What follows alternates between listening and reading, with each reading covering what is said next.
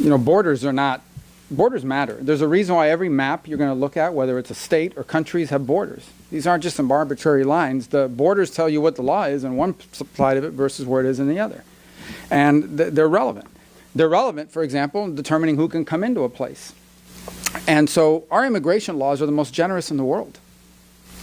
No country in the world is more generous on immigration than the United States. It's not even close. And we've created a process for people to come here legally. And if you follow that process, we're going to welcome you with open arms. You're going to enrich our country. A number of us, I would imagine everyone in this room at some point had someone who came to the United States through whatever the process was at that time.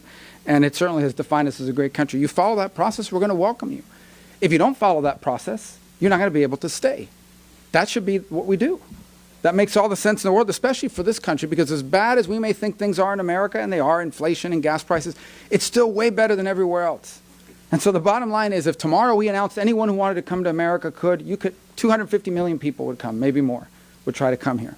So this crisis at the border with people it's not hard to understand, guys. You don't need some, Ivy League study to figure this out. If you tell people, hey, you shouldn't come, but if you do, you're going to get to stay, people are going to come.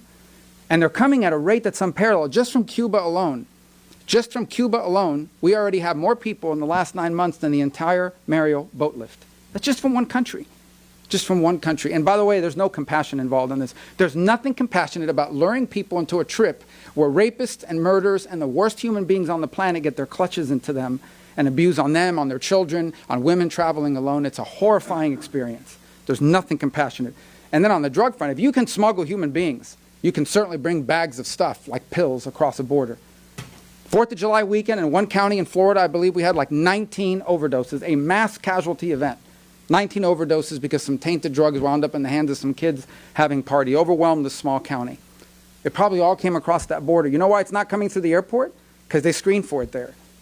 You know why it's coming across the border? Because we don't. Because we have an administration that doesn't care about enforcing the law. Because frankly, and I'll be honest with you about this, their base, their activists, their supporters, support open borders. They'll never say it because they know it doesn't poll well. But they think the border should be open and anyone who wants to come across should. There's no country in the world that would tolerate that. Mexico wouldn't tolerate it.